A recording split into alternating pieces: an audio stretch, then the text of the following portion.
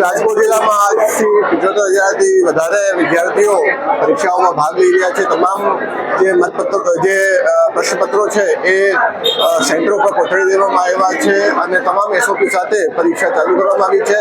અમારું આપના થકી બધા છાત્રોને એક જ મેસેજ છે કે ચિંતામુક્ત થઈને પોતાનું બેસ્ટ પરફોર્મન્સ આપે અને એ સિવાય વધારે ચિંતા કરે નહીં.